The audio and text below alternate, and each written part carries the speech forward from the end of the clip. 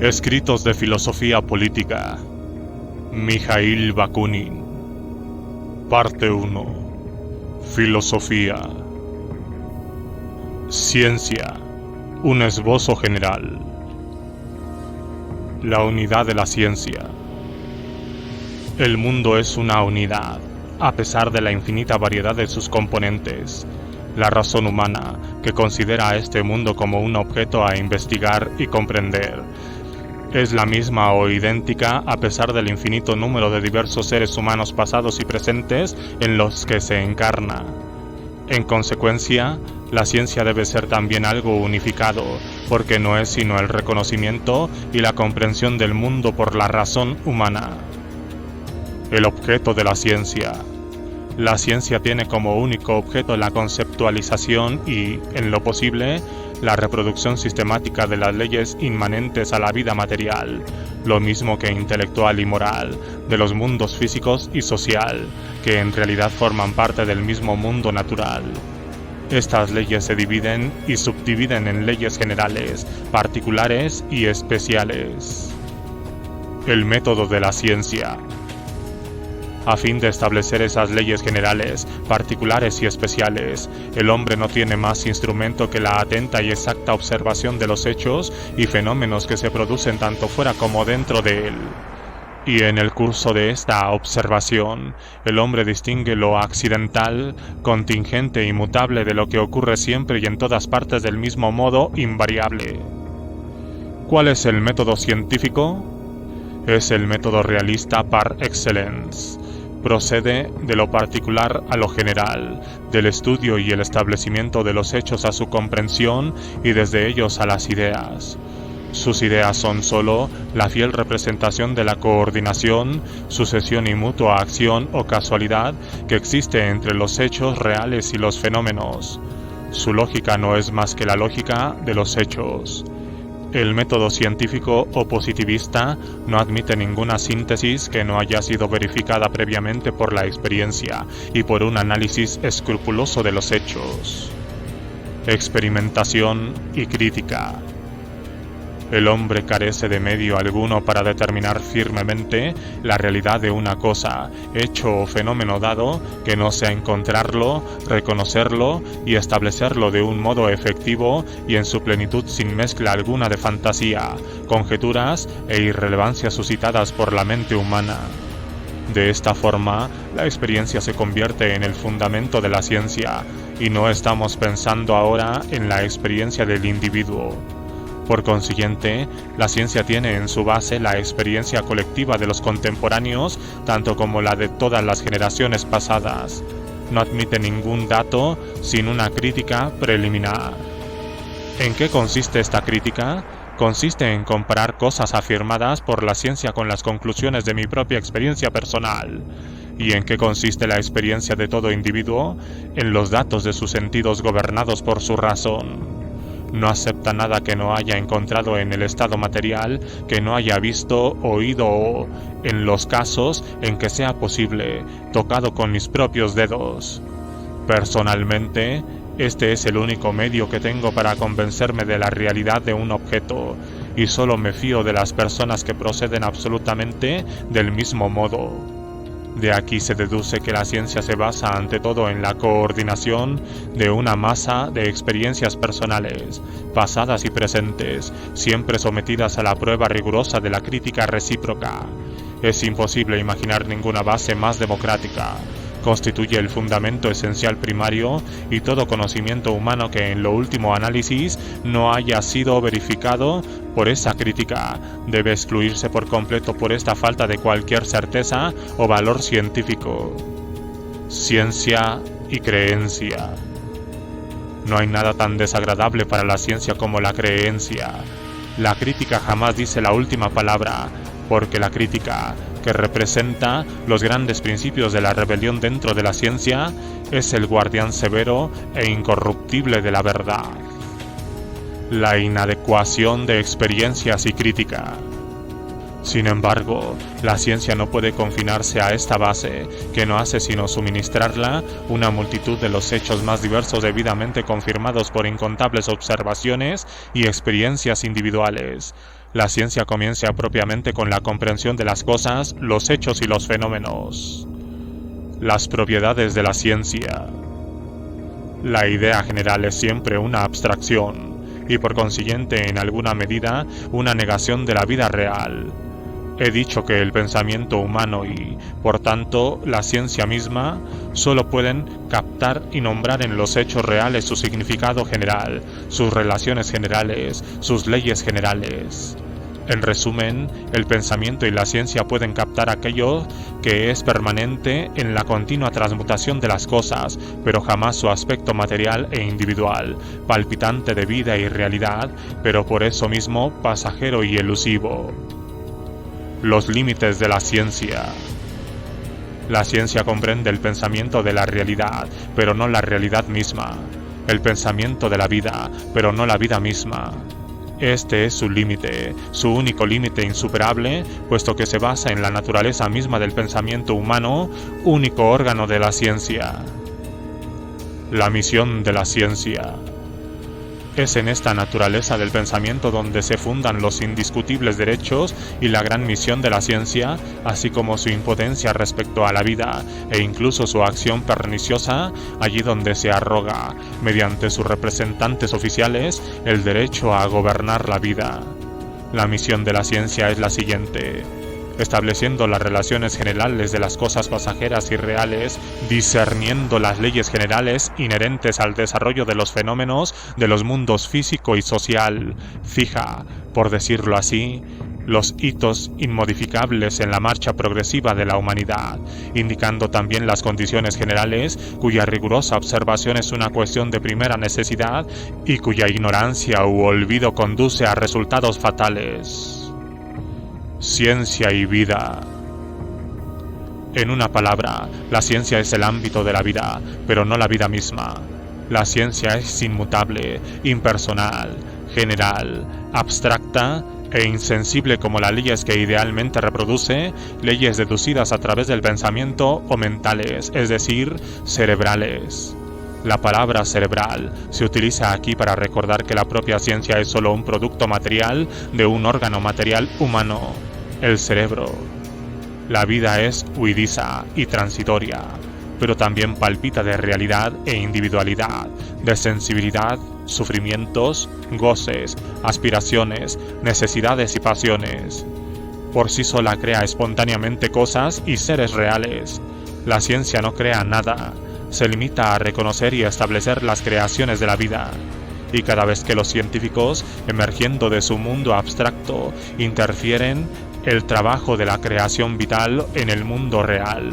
Todo cuanto proponen o producen es pobre y ridículamente abstracto, exangüe y sin vida, prematuro como el homúnculo creado por Wagner, ese pedante discípulo del inmortal Dr. Fausto. De aquí se deduce que la única misión de la ciencia es iluminar la vida y no gobernarla. Ciencia racional. Por ciencia racional entendemos una ciencia que se ha librado de todos los fantasmas metafísicos y religiosos, pero que al mismo tiempo difiere de las ciencias puramente experimentales y críticas.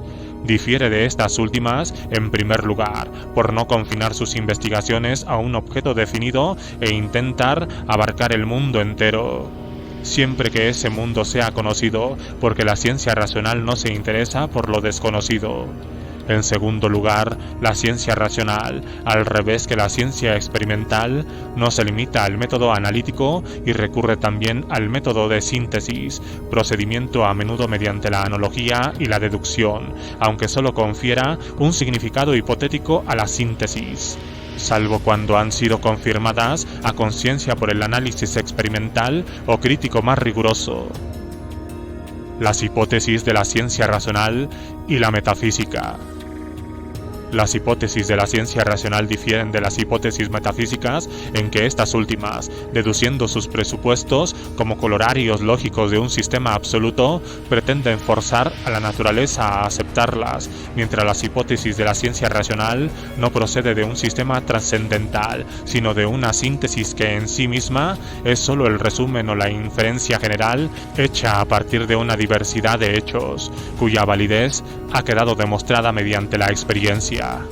Este es el motivo de que tales hipótesis jamás puedan tener un carácter imperativo y obligatorio y que, por el contrario, se presenten listas ya para su supresión tan pronto como se vean refutadas por nuevas experiencias.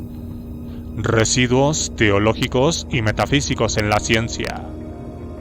Puesto que en el desarrollo histórico del intelecto humano, la ciencia siempre viene después de la teología y la metafísica, el hombre llega a este estadio científico ya preparado y en gran medida corrompido por un tipo específico de pensamiento abstracto. Arrastra muchas ideas abstractas construidas por la teología tanto como por la metafísica, ideas que por una parte eran objeto de una fe ciega y que por otra era objeto de especulaciones trascendentales y juegos de palabras más o menos ingeniosos, explicaciones y pruebas de un tipo que no prueba ni explica nada, porque están más allá de la esfera del experimento concreto y porque la metafísica no tiene más garantía de los objetos sobre los que razona que las afirmaciones o dictados categóricos de la teología. Desde la teología y la metafísica hacia la ciencia. El hombre, que al principio es teólogo y metafísico, y luego se cansa de ambas cosas debido a su esterilidad teórica y sus perniciosos resultados en la práctica, arrastra como cosa natural todas esas ideas a la ciencia, pero no las introduce en calidad de principios fijos a utilizar como puntos de partida, sino como cuestiones que deben ser resueltas por la ciencia. Llegó a la ciencia porque comenzó a dudar de esas ideas, y duda de esas ideas porque su larga experiencia en la teología y la metafísica, donde se engendraron, le mostró que ninguna le proporcionaba certeza alguna sobre la realidad de sus creaciones. Y lo que pone en duda y rechaza en primer lugar no es tanto esas creaciones e ideas como los métodos, medios y caminos mediante los cuales fueron creadas por la teología y la metafísica. Rechaza el sistema de revelaciones y la fe de los teólogos en el absurdo porque es absurdo, y ya no desea verse empujado por el despotismo de los sacerdotes ni por los carniceros de la Inquisición. Sobre todo, rechaza la metafísica porque adoptó, sin crítica o con una crítica ilusoria y demasiado complaciente y suave, las creaciones e ideas básicas de la teología. Las ideas sobre el universo, sobre Dios y sobre un alma o espíritu separado de la materia. Sobre esas ideas construyó su sistema, y puesto que tomó el absurdo como su punto de partida, inevitablemente terminó en el absurdo. Por eso, emergiendo de la teología y la metafísica, el hombre busca ante todo un método verdaderamente científico que le proporcione una completa certeza sobre la realidad de las cosas acerca de las cuales razona. La gran unidad de la ciencia es concreta. Basta como el mismo mundo, ella, la ciencia, supera las capacidades del hombre individual, aunque sea el más inteligente de los humanos.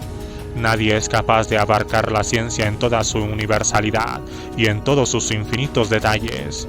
Aquel que se ata a lo general y desprecia lo particular recae inmediatamente en la metafísica y la teología, pues la generalización científica difiere de la generalización teológica y metafísica en que aquella no se construye sobre una abstracción de todos los seres concretos como acontece con la metafísica y la teología, sino por el contrario, sobre la conexión de los seres concretos dentro de un todo ordenado.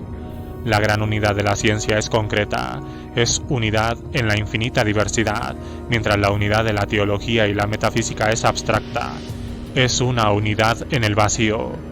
Para captar la unidad científica en toda su infinita realidad sería preciso poder comprender todos los seres cuyas interrelaciones naturales, directas o indirectas, constituyen el universo. Y como es evidente, esta tarea excede de la capacidad de cualquier hombre, de cualquier generación o incluso de la humanidad como conjunto. La ventaja de la ciencia positiva. La inmensa ventaja de la ciencia positiva sobre la teología, la metafísica, la política y la teoría jurídica consiste en que, en lugar de construir las abstracciones falsas y dañinas mantenidas por esas doctrinas, elabora abstracciones verdaderas que expresan la naturaleza general y la lógica de las cosas, sus relaciones generales y las leyes generales de su desarrollo. Esto es lo que separa a la ciencia positiva de todas las doctrinas precedentes y le asegura para siempre un lugar importante y significativo en la sociedad humana. Filosofía racional y positiva. La filosofía racional o ciencia universal no precede a aristocrática o autoritariamente como hace la metafísica difunta. Esta última, organizada siempre de arriba a abajo mediante deducción y síntesis, también pretendía reconocer la autonomía y la libertad de las ciencias particulares, pero en realidad las limitaba en gran medida, imponiendo leyes e incluso hechos que a menudo no podían hallarse en la naturaleza, e impidiendo que se concretaran en investigaciones experimentales cuyos resultados podrían haber reducido a cero todas las especulaciones de los metafísicos. Como puede observarse, la metafísica ha actuado según el método de los estados centralizados. La filosofía racional, por el contrario, es una ciencia puramente democrática. Está organizada de modo libre, de abajo a arriba, y considera a la experiencia como su único fundamento. No puede aceptar nada que no haya sido analizado o confirmado por la experiencia o por la crítica más severa. Por consiguiente, Dios, el infinito, lo absoluto y todos esos temas tan queridos de la metafísica están por completo ausentes de la ciencia racional. Se aparta de ellos con indiferencia, considerándolos como fantasmas y espejismos. Pero los fantasmas y espejismos juegan un papel esencial en el desarrollo de la mente humana. Por lo general, el hombre ha alcanzado la comprensión de verdades simples solo tras concebir y más tarde agotar todo tipo de ilusiones. Y puesto que el desarrollo de la mente humana es un tema real para la ciencia, la filosofía natural asigna a esas ilusiones sus verdaderos lugares. Solo se preocupa de ellas desde el punto de vista de la historia y al mismo tiempo intenta mostrarnos las causas fisiológicas e históricas del nacimiento, desarrollo y decadencia de las ideas religiosas y metafísicas, así como su necesidad relativa y transitoria para el desarrollo de la mente humana. Así les hace toda la justicia a la que tienen derecho y luego se aparta de tales cuestiones para siempre. Coordinación de las ciencias. Su tema es el mundo real y conocido. A los ojos del filósofo racional, solo hay una existencia y una ciencia en el mundo. Por eso intenta unificar y coordinar todas las ciencias particulares. Esta coordinación de todas las ciencias positivas dentro de un solo sistema del conocimiento humano constituye la filosofía positiva o la ciencia universal. Al ser la heredera y al mismo tiempo la negación absoluta de la religión y la metafísica, esta filosofía, ya anticipada y preparada hace mucho tiempo por las mentes más nobles, fue concebida por vez primera como sistema completo por el gran pensador francés Auguste Comte, que audaz y hábilmente trazó su perfil original. La coordinación de las ciencias establecidas por la filosofía positiva no es una simple yuxtaposición, es una especie de concatenación orgánica que comienza con la ciencia más abstracta, la matemática, cuyo tema son las realidades del orden más simple, y asciende gradualmente hacia ciencias relativamente más concretas, cuyo tema son realidades de complejidad cada vez mayor. Y así desde la pura matemática pasamos a la mecánica, a la astronomía, y luego a la física, la química, la geología y la biología, incluyendo aquí la clasificación, la anatomía comparada y la fisiología de las plantas y de los animales. En último lugar está la sociología, que comprende toda la historia humana, así como el desarrollo de la existencia humana colectiva e individual en la vida política, económica, social, religiosa, artística y científica. No hay solución de continuidad en esta transición entre todas las ciencias, comenzando en las matemáticas y terminando en la sociología. Una existencia singular, un conocimiento singular y siempre el mismo método básico, pero que se vuelve cada vez más complicado según aumenta en complejidad los hechos presentados ante él. Toda ciencia que forma un eslabón en esta serie sucesiva se apoya ampliamente sobre la precedente y, en la medida que nos permite el estado actual de nuestros conocimientos, se presenta como el desarrollo necesario de la ciencia anterior. El orden de las ciencias en las clasificaciones de Kant y Hegel. Es curioso observar que el orden de las ciencias establecido por Auguste Comte es casi el mismo de la Enciclopedia de las Ciencias de Hegel, el más grande metafísico de los tiempos pasados o presentes, cuya gloria consistió en desarrollar la filosofía especulativa hasta su punto culminante, desde el cual, impulsada por su propia dialéctica peculiar, tuvo que seguir el camino descendente de la autodestrucción. Pero entre Auguste Comte y Hegel había una enorme diferencia. Este último, como verdadero metafísico que era, espiritualizó la materia en la naturaleza deduciéndola de la lógica, es decir, del espíritu. Auguste Comte, por el contrario, materializó el espíritu, fundamentándolo exclusivamente en la materia, y en ello reside su mayor gloria. Psicología. De esta forma, la psicología, una ciencia tan importante que constituía la base misma de la metafísica y era considerada por la filosofía especulativa como algo prácticamente absoluto, espontáneo e independiente de cualquier influencia material. En el sistema de Auguste Comte se basa exclusivamente en la fisiología y no es sino el desarrollo continuado de esta última ciencia. En consecuencia, lo que llamamos inteligencia, imaginación, memoria, sentimiento, sensación y voluntad no son, a nuestros ojos, sino las diversas facultades, funciones y actividades del cuerpo humano. El punto de partida de la ciencia positiva en su estudio del mundo humano. Desde el punto de vista moral, el socialismo es la propia estima del hombre que sustituye el culto divino desde el punto de vista científico y práctico. Es la proclamación de un principio que penetró en la conciencia del pueblo y se convirtió en el punto de partida para las investigaciones y el desarrollo de la ciencia positiva tanto como para el movimiento revolucionario del proletariado. Este principio, resumido en toda su simplicidad, afirma lo siguiente. Lo mismo que en el llamado mundo material la materia inorgánica, mecánica, física, química, es la base determinante de la materia orgánica, vegetal, animal, cerebral y mental, en el mundo social, que puede considerarse como el último estadio conocido en el desarrollo del mundo material.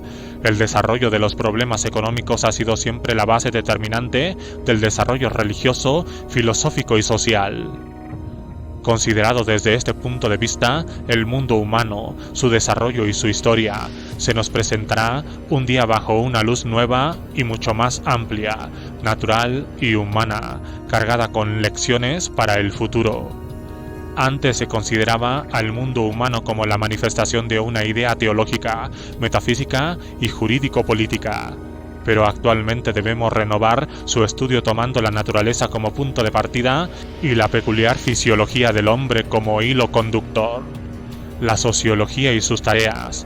Ya podemos prever la aparición de una nueva ciencia, la sociología, ciencia de las leyes generales que gobiernan todos los desarrollos de la sociedad humana. Esta ciencia será el último estadio y el pináculo glorioso de la filosofía positiva. La historia y la estadística nos prueba que el cuerpo social, como cualquier otro cuerpo natural, obedece en sus evoluciones y transformaciones a leyes generales que parecen ser tan necesarias como las leyes del mundo físico. La tarea de la sociología debe ser aislar esas leyes a partir de la masa de acontecimientos pasados y hechos actuales. Prescindiendo del inmenso interés que ya presenta para la mente, la sociología constituye una promesa de gran valor práctico de cara al futuro. Pues lo mismo que podemos dominar la naturaleza y transformarla de acuerdo con nuestras necesidades progresivas gracias a los conocimientos adquiridos sobre las leyes naturales, así también solo seremos capaces de realizar la libertad y la prosperidad en el medio social cuando tengamos en cuenta las leyes naturales y permanentes que gobiernan ese medio. Cuando reconozcamos que el vacío que en la fantasía de los teólogos y metafísicos separa el espíritu de la naturaleza no existe en absoluto, tendremos que considerar el cuerpo social como a cualquier otro cuerpo, quizá más complejo que los otros, pero tan natural como ellos y obediente a las mismas leyes, además de las que le sean aplicables a él con exclusividad. Una vez admitido esto, resultará evidente que el conocimiento y la observación rigurosa de esas leyes son indispensables para hacer practicables las transformaciones sociales que emprenderemos. Pero por otra parte, sabemos que la sociología es una ciencia surgida solo recientemente y que todavía está persiguiendo sus principios elementales. Si enjuiciamos esta ciencia, la más difícil de todas, siguiendo el ejemplo de las otras, habremos de admitir que serán necesarios siglos, o al menos un siglo, para que pueda adquirir forma definitiva y convertirse en una ciencia seria y más o menos adecuada y autosuficiente. La historia no es todavía una ciencia real. La historia, por ejemplo, no existe todavía como una ciencia real, y actualmente solo estamos empezando a atisbar las tareas infinitamente complejas de esta ciencia. Pero supongamos que la historia como ciencia ya se ha constituido en su forma definitiva. ¿Qué podría proporcionarnos? Ofrecería un cuadro fiel y racional del desarrollo natural de las condiciones generales, materiales y espirituales, económicas, políticas, sociales, religiosas, filosóficas, estéticas y científicas, de sociedades que han tenido una historia. Pero este cuadro universal de la civilización humana, por muy detallado que pudiera ser, jamás presentaría más que una evaluación general y por consiguiente abstracta. Los miles de millones de individuos que constituyen los materiales vivos y sufrientes de esta historia, triunfante y lúgubre a un tiempo, triunfante desde la perspectiva de sus resultados generales y lúgubre desde la perspectiva de la gigantesca hecatombe de víctimas humanas aplastados por las ruedas de su carroza. Esos innumerables individuos oscuros sin los cuales no se habrían obtenido los grandes resultados abstractos de la historia, y que, como conviene recordar en todo momento, jamás se han beneficiado con ninguno de esos resultados, no encontrarán siquiera el más pequeño puesto en la historia. Vivieron y fueron sacrificados, aplastados por el bien de la humanidad abstracta. Eso es todo. La misión y los límites de la ciencia social. ¿Debe culparse de ello a la historia? Tal actitud sería absurda e injusta. Los individuos son demasiado esquivos para ser captados por el pensamiento, por la reflexión o incluso por la palabra humana, solo capaz de expresar abstracciones.